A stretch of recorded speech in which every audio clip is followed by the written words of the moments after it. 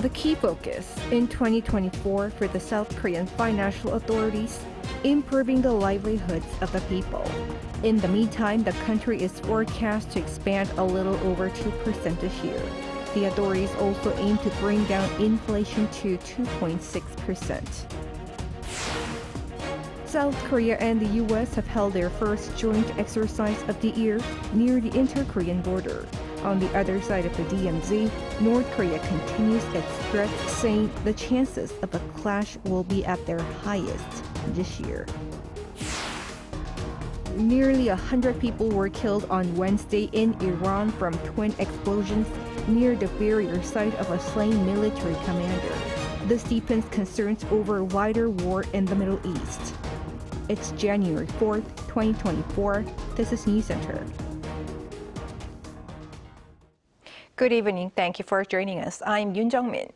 We begin with major economic directions in 2024 that'll affect people's livelihoods. Taking matters into his own hands, President Yoon today held the first New Year briefing, having invited ordinary citizens to make sure that their voices are being better heard. There, the president promised bold regulatory reform. Our presidential office correspondent Oh Soo-young reports. President Yoon Suk-yeol has pledged bold and decisive regulatory reform and active sales diplomacy this year to prop up the South Korean economy. This came during the president's revamped New Year government briefing, where he invited members of the public for the first time for a broader policy discussion as part of his aim to heed the voices of the people. Comprising of small business owners, homemakers and young people, along with government officials and experts, the first session on Thursday focused on small and medium-sized enterprises, emphasizing the need to reduce the burden of high interest rates on households, protect individual investors, and improve access to finance for small business owners. The South Korean leader said the government this year will continue to stabilize people's livelihoods and enable dynamic business activities through its regulatory reform drive. Yoon also promised consistent support for cutting-edge industries, as well as active diplomacy abroad to capture new export markets that will lead to Korean jobs.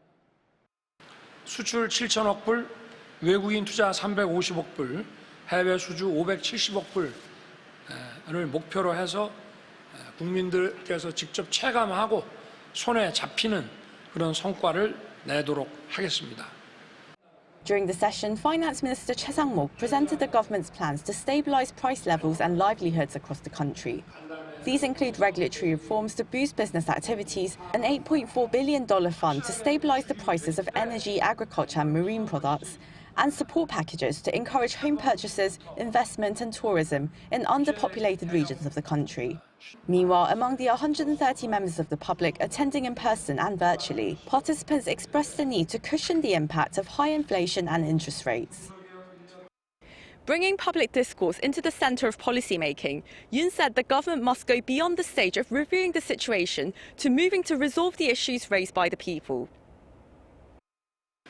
부처 칸막이를 전부 없애고 국민들이 관심 가질 수 있는 과제별, 주제별로 전국 곳곳의 민생 현장을 찾아서 국민 여러분들과 함께 토론하는 자리로서, 또 함께 고민하는 자리로서, 또 함께 해법을 결정하는 자리로 이렇게 만들어 가겠습니다. The series of discussion-style briefings consists of 10 sessions on socio-economic issues spanning housing, jobs, public safety, transport, medical reform, low birth rates and energy policies. The second session on housing is scheduled for next Wednesday and will be held in an area under redevelopment plans. Oh Soo-young, Arirang News. Today, the financial authorities released its economic policy plans for 2024. The overarching theme is to reinvigorate people's livelihoods after a year of high consumer prices and interest rates. Our economics correspondent Moon Hae-ryun joins me in the studio. Hello, Hae-ryun. Good evening, Jung-min. Evening. So how is this year's direction different from last year's? So the focus last year versus this year is a little different. Last year, the government's aim was to overcome economic risks and reinvigorate the economy. But this year, there's more of a focus on people's everyday lives and helping to ease some of their financial burdens. This comes on the back of a more positive outlook for the economy. Here's what the country's finance minister had to say about the economic landscape for 2024. With the recovery of global trade and the semiconductor industry, the economy is forecast to grow 2.2%, while the inflation rate is predicted to fall to 2.6%. The government's policy direction for 2024 has been divided into 4 key areas: restoring people's livelihoods, managing potential risks, creating a dynamic economic environment, and strengthening economic policies for future generations. To restore people's livelihoods, the country will stabilize consumer prices, support small businesses, speed up the recovery of exports and domestic demand, and revitalize investment in construction. To manage potential risks, there needs to be a smooth resolution for the real estate project financing crisis, as well as managing household debt, stabilizing supply chains, and improving fiscal soundness. To create a dynamic economic environment, the government will be focusing on strengthening innovation and social mobility and guaranteeing fair opportunities for all.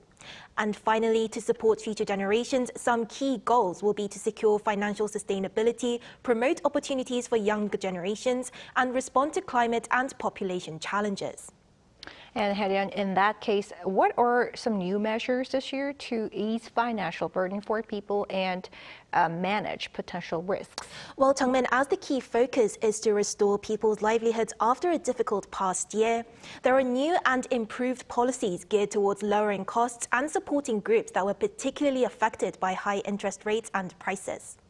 And it all ties in with managing risks such as supply chains of intermediate materials to lower costs for domestic firms. One way that the government will be lowering prices this year to achieve its goal of pushing inflation back down to the 2% range is by removing or lowering tariffs for a record number of fruits and vegetables. The goal is to import 300,000 tons of fruit in the first half of the year for 21 different types of fruit. Here's what an expert had to say about the effectiveness of this policy in comparison to simply lowering prices through sales as the government did last year. Usually what the government does is lower tariffs on imported foodstuff, and I think that should continue this year. Temporary sales, I'm not quite sure if it's such a good idea because it sets up a bad expectation perhaps that we will have sales every year. One group that was particularly affected by rising prices and interest rates was small business owners, and a triple package of support has been planned for the first quarter of 2024. This includes reducing energy bills for more than 1 million small business owners, lowering loan interest rates, and expanding tax benefits. Experts have pointed out the need for a rigorous selection process to provide these benefits for viable firms. An issue which spiked towards the end of the last year was the disruption of urea solution supplies from China, highlighting the need to diversify and keep track of sources of intermediate materials to keep prices low for domestic firms. As well as setting up a new response committee to deal with supply chain issues, the government is also making a database of 200 key items that are crucial for economic security and establishing a fund of up to 10 trillion Korean won, or around $7.6 billion to boost domestic production capabilities of these listed items. And what can you tell us about policies to create a dynamic and sustainable economy? Well, this year there are several new policies that are designed to boost research and development, as well as tackling an ongoing issue for the country, the low birth rate and declining working population. I spoke to an expert about what needs to be done to help change the social stigma that's contributing to the 4-year natural population decline, so let's take a listen. Career breaks for mothers are a serious issue, and the government needs to promote an environment where the workplace encourages the whole family to become involved in raising a child. So the government will be expanding the period during which both parents can take parental leave from 12 months to 18 months. And in order to meet the demand for labor, there'll be around 100,000 more foreigners on E9 non-professional work visas compared to last year. Other than the workforce, South Korea is planning for the future in 2024, which involves heightening investment in the research and development sector. For the first time ever, the government will be temporarily increasing tax cuts by 10% for firms increasing R&D investments. So large companies that would have received tax credits of up to 25% of increment investments for R&D will now receive 35% of the amount. In addition to this, the government will be funding SMEs in 5 key sectors: chips, rechargeable batteries, bio, future mobility, and hydrogen industries, with a starting budget of 3 trillion won, or roughly $2.3 billion. Major issues there. Thanks for your report today, Hye-ryun. It was great to be here, Jung-min.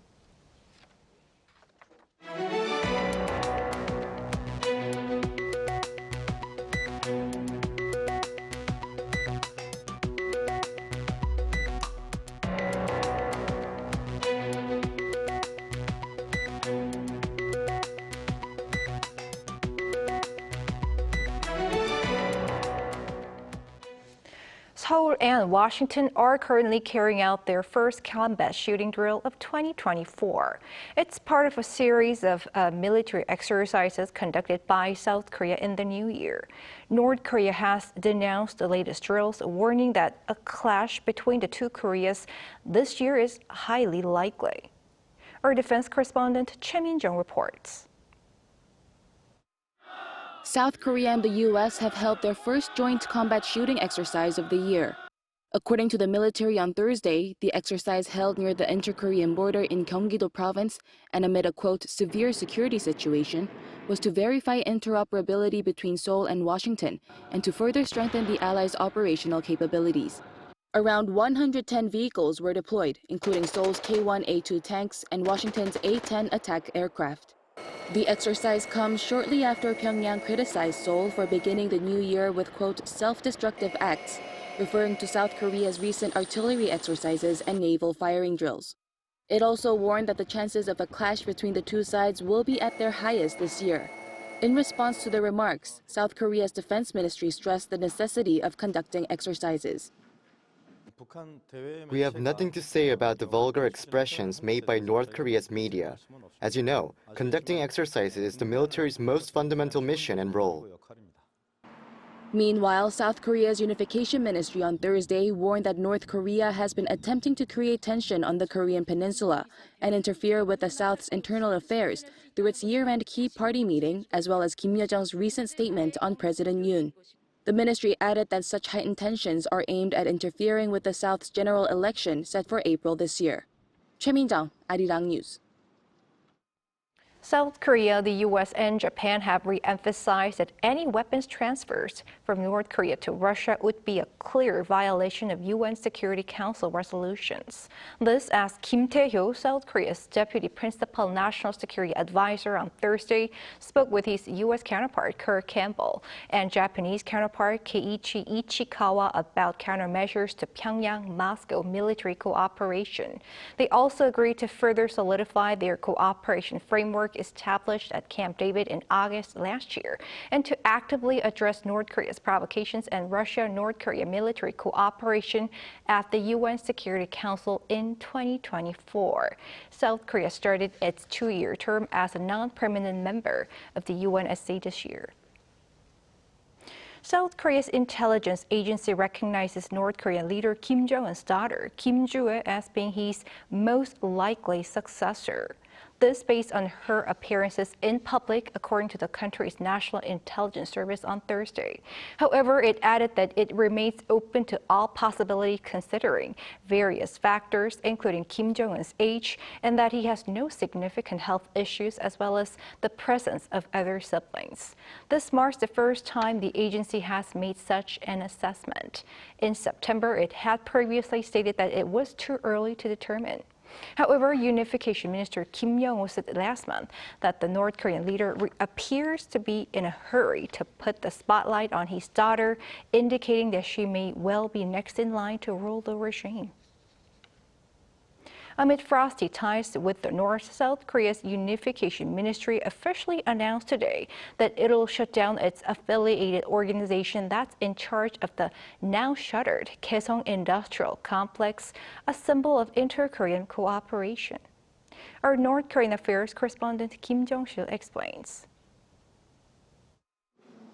It's official. The Kaesong Industrial District Foundation will be shut down. An official at the South Korean Ministry of Unification told reporters the news on Thursday afternoon. The foundation had been in charge of legal procedures for South Korean companies operating in the Kaesong Industrial Complex in North Korea. The announcement comes more than 7 years since the KIC, where North Koreans had worked for South Korean firms, halted all operations back in February 2016 due to heightened military tensions between the two Koreas. The dream of operations restarting was shattered back in 2020 when Pyongyang blew up the Joint Liaison Office in the complex. The South Korean government's decision comes as military tensions rise on the Korean peninsula, with North Korean leader Kim Jong-un calling it two Koreas, saying, quote, "The North-South relation is between two hostile states, not homogeneous ones," during his speech at the Workers' Party Central Committee meeting at the end of last year. The South Korean official added that the ministry will hold talks with South Korean companies that have facilities in the industrial complex within the next 2 weeks to explain how the ministry plans to continue supporting them on behalf of the foundation. We have to understand that the Kaesong Industrial Complex served its purpose back at the time, but that's no longer the case. But we know that where North Korea's true heart was, and that happened to be nuclear development, not economic development. Dr. Go added that it is important to focus on a new dynamic between the two Koreas as times have changed since the KIC was created. Kim Jong-sil, Arirang News. In the Middle East, nearly 100 people have been killed in Iran from 2 explosions near the barrier site of a slain Iranian general. This deepens concerns over a wider regional war. He explains why. At least 95 people have been killed and at least 211 others injured after a series of blasts on Wednesday near the gravesite of slain Iranian military commander Qasem Soleimani in the city of Kerman. Iranian state media says at least one of the explosions was caused by a bomb placed in a suitcase inside a car and appeared to have been detonated remotely. The second blast came around 20 minutes later when rescuers arrived following the first explosion. An earlier death toll of 103 was revised down by Iran's health ministry, which said some names had been repeated on the list of victims. However, with many of the injured in critical condition, the death toll could rise. The explosions came on the 4th anniversary of Soleimani's death in a U.S. airstrike, threatening to increase tensions in the Middle East even more.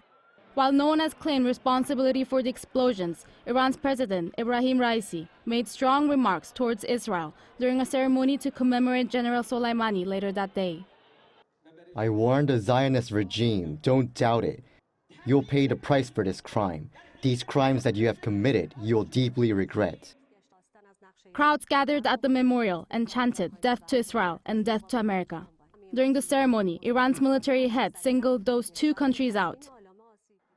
And you will see by the power of God that the one who has failed in this field and will leave this field more disgraced than today is the Zionist regime and the criminal America.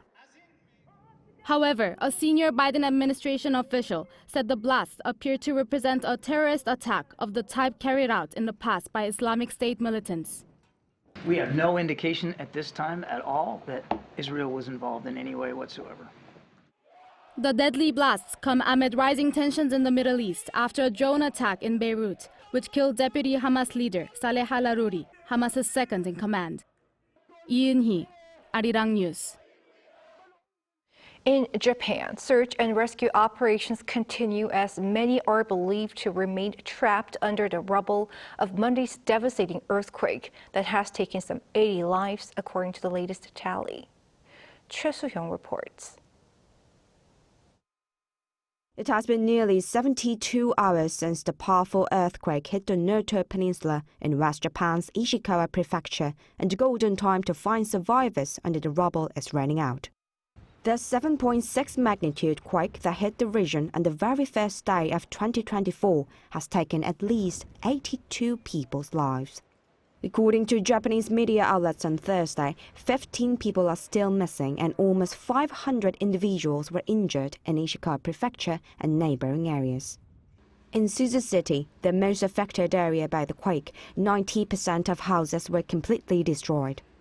And about 110,000 households in Ishikawa Prefecture and surrounding areas are struggling with electric power and water outages.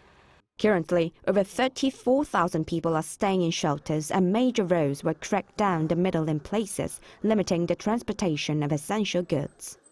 As a result, supplies are being transported using helicopters and locals say essential food and daily life items are running out. No supplies whatsoever have arrived. For food, everyone is cooperating and sharing. It's just so cold and there are also still aftershocks. I can't believe this is reality. Some 2,000 rescue workers with the Japanese Self-Defense Forces have been trying to rescue people from collapsed buildings, and over 150 people were rescued, but hundreds are still trapped under the rubble. Japanese Prime Minister Fumio Kishida said on Thursday morning that the Japanese government would double the deployment of military personnel in the search. We're actively addressing procurement for disaster victims, but it is challenging to deliver supplies to the victims due to transportation issues like blocked roads. To tackle this, we are making every effort to restore an urgent road restoration. Japan's Land Ministry has said a ship carrying food and daily necessities departed from Kitakyushu on Wednesday and is expected to arrive at Wajima port by Friday evening. Choi Soo-hyung, Arirang News. South Korean closing pitcher Go Woo-suk has signed with the San Diego Padres on a 2-year contract. The Padres announced Wednesday that there is a mutual option to extend the deal for the 2026 season, but did not disclose financial details. The 25-year-old spent 7 years with KBO club, the LG Twins, and was the final pitcher during the team's historic Korean Series win last year. Go is the second South Korean player at the Padres as he joins Gold Glove winning infielder and ex-KBO All-Star Kim Ha-sung. He's also second KBO star to move to MLB via posting this off-season, following Lee Jung-hoo, who signed a record 6-year, $113 million contract with the San Francisco Giants in December.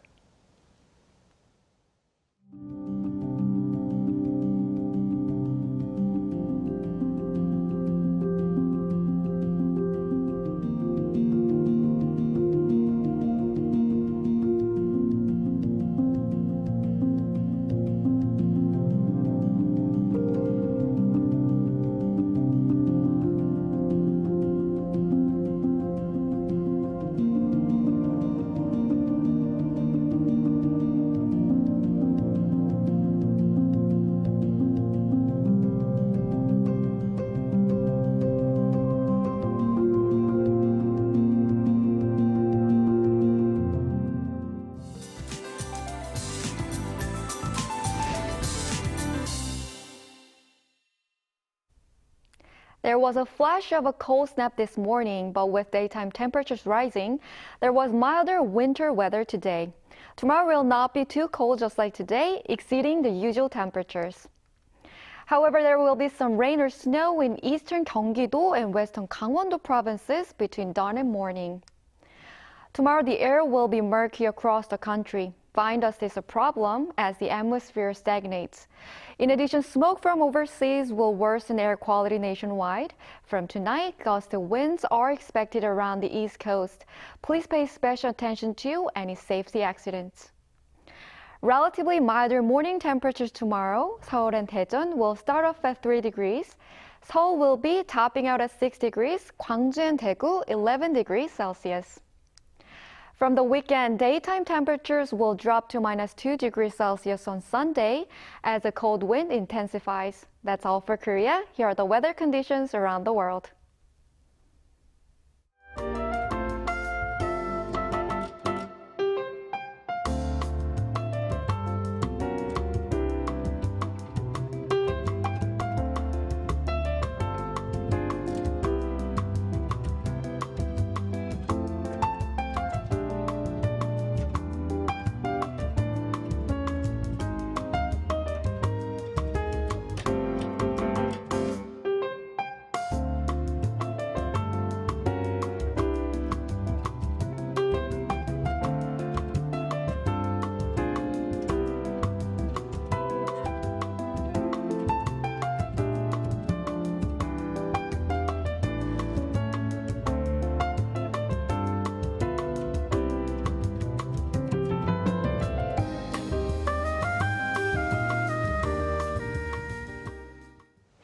That is Newscenter for tonight. Thank you for watching. A panel session coming up.